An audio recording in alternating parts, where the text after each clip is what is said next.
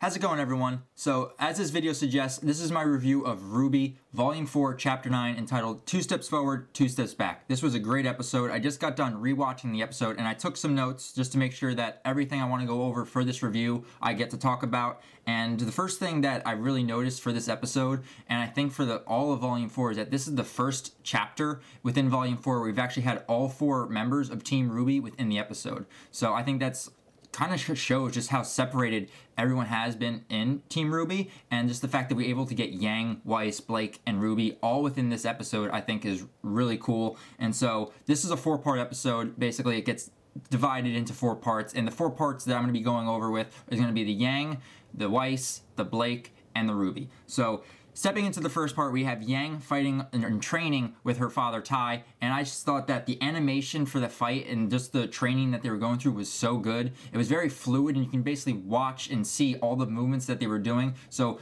definitely a hands down good job to the Rooster Teeth team and the animation department that was in charge of that fight. It was awesome. You guys are just so good at your job. It's amazing. And we also got Zwei in this episode, so a lot of people that are fans of Zwei is going to be very happy to see him in the background while Yang and Tai are fighting. So I thought that was very cool. But this is actually the first glimpse that we've actually gotten of Tai and how his fighting style is. And you don't get to see his weapon, but we get to see his type of fighting style, and we can tell that his daughter Yang definitely takes after him, so it's going to be very cool. Once we get the reveal of his weapon, it's going to be very awesome to see him in action. So just basically, they're training, they're going through their fights, and Tai is basically telling her to get used to the metal arm. And there's been a few weeks that passed, so we actually get a little time skip from the last time we saw Yang, and to where we have her now. She's accustomed to her robot arm. She's getting used to fighting with it, and it's starting to feel basically a part of her. So it's very nice to see her, and she's getting a little fire back into her, which is very nice to see. We're getting the old Yang back, but it's not technically the old Yang. She's starting to get her fire back, but I don't think we're ever going to get that same person that we had back during Volume 1 of RWBY. This is going to be a new matured Yang, but also a smarter Yang at that, because what I also loved about this episode is that fact that Tai brought up the fact that Yang overused her semblance during the tournament matches in Volume 3, because every fight she had, she was basically using that as her trump card. It allowed her to overpower every enemy she had, and then she was able to win the tournament. It wasn't until Adam was showed up and he was on the scene to where her semblance wasn't able to protect her and allow her to win a fight. It's where Adam actually, cut off her arm, and her semblance actually backfired in that sense. So I love the fact that Tai brought this up and was telling her, you need to act smarter with your semblance, because the person you're fighting, the damage you deal back might not be enough to take them down, and by the time that you realize that, you're going to be exhausted and not going to be able to fight back from the amount of force and attack that you put forth on your enemy. So I really like the fact that he brought that up, and it really shows the fact that brains, more than brawn, is what Yang needs to start to learn more about. And I really like that she's starting to catch on, and as you can see during the fight, she's starting to think through her fight. She's starting to have a little bit of a strategy, which is really cool, and we have not seen that with Yang yet. She's very hot-headed. She just goes in fists ablazing, and this is going to be a new Yang that I'm really excited to see unfold. But we also got Raven mentioned in this episode. So now Tai and Yang mentioned,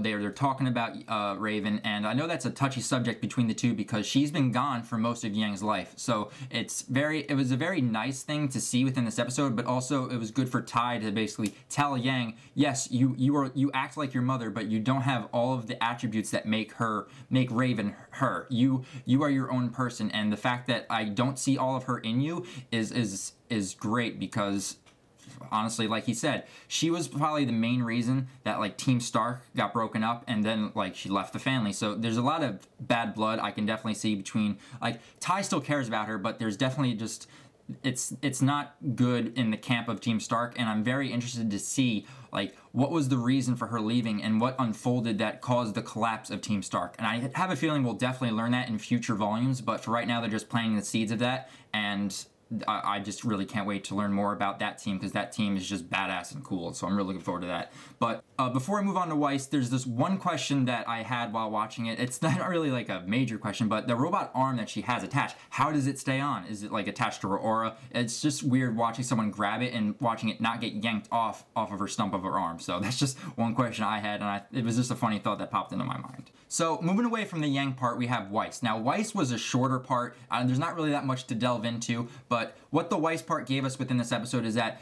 Weiss is practicing her summoning. She, as we see in the beginning part, she's starting to summoning the sword of the knight that we know that she's going to be summoning, and then we have little Whitley show up, and you know, he's being all smug and being a dick about everything that's happening, saying like, oh, can I go get you food from the market, since you can't leave your room. So little Shitley is being a little shit. And what's interesting that we learned about in this episode is that Whitley does not have the powers that Weiss and Winter have. It seems that he does take a lot after his father, and it seems that the Schnee power did not get passed on to him. So I think what we can guess at is that Mama Schnee has like the summoning and the glyphs, and she passed it on to Winter and Weiss. So it seems to be a very female-oriented trait within the family, because Papa Schnee is not a huntsman. He does not have like a semblance that we know of. He seems to just be a normal person as of right now, but he's not really a fighter, and Whitley seems to take a lot after him. So that's very interesting that we learned that in this episode, and I love the fact that Weiss just slammed the door in his smug ass face. That was one of the best parts. She goes back to her summoning, and we finally get to see her fully summon the knight that we've seen in the white trailer, and now has that on guard for whenever she goes into battle, which I think is really, really cool. And then Klein shows up after the big explosion of the summoning,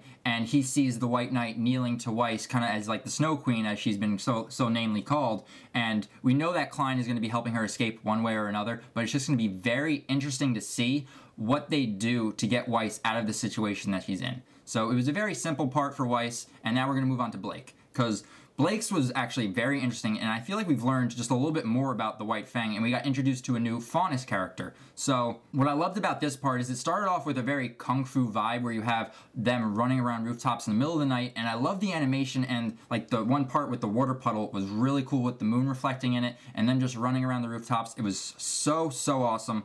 But we learned that this White Fang member that's been chasing them is a chameleon Faunus. So we don't learn that until Sun makes the reveal and her mask gets taken off. But I think that's just so cool. And her weapon was very unique, and it seemed very similar to Weiss's, just the design it had.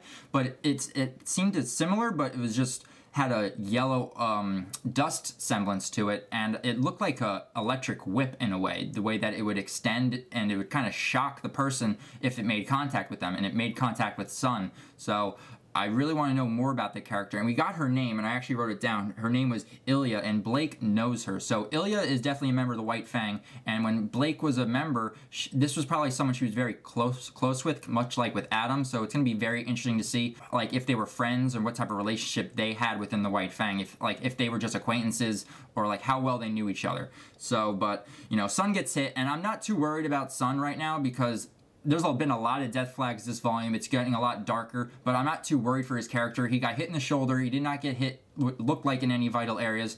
I think people have to worry more about Crow than Sun, but as of for right now, I think Sun's going to be okay. So Blake's was also a very simple, but we got some cool reveals, and so now the last part is just basically RWBY and Team Ranger. You know, they're escorting Crow. He's dying from the poison that Tyrion nicked him with, and he's starting to hallucinate a bit, and he's starting to remember past memories, which I think is very interesting, because he's bringing up Ty's name and saying it's like she left, she's gone. So we don't know if she's actually if he's talking about Summer or Raven.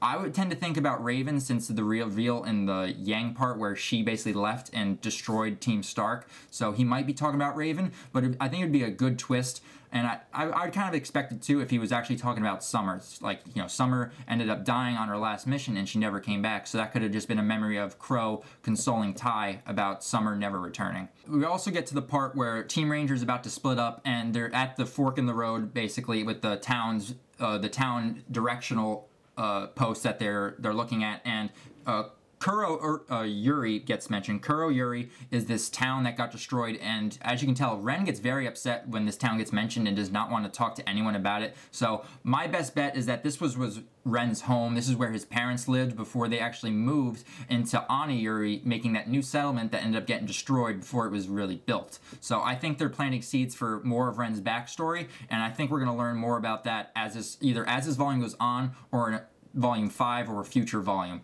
So definitely look forward to that.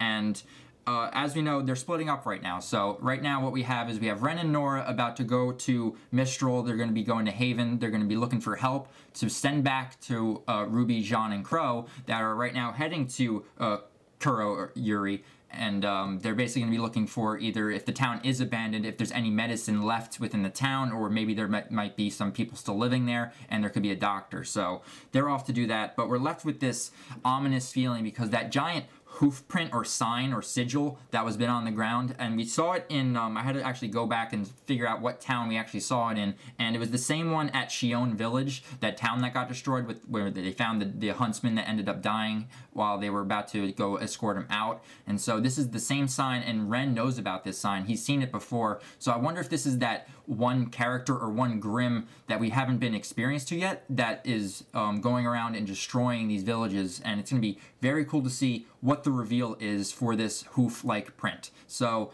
overall, this chapter was very interesting. It gave us a lot of cool stuff. I really enjoyed the Yang stuff. That was probably my favorite part. So, but I want to know what you guys have to say about this episode. I thought this episode was really good. But what was your favorite part of this episode? Did you enjoy the Yang stuff? Did you enjoy the Weiss stuff? Blake or Ruby? Let me know in the comments below. And what are you guys looking forward to for the rest of this volume? Because this is chapter 9 right now. So if this is going to be a 12-chapter volume, we only have 3 chapters left.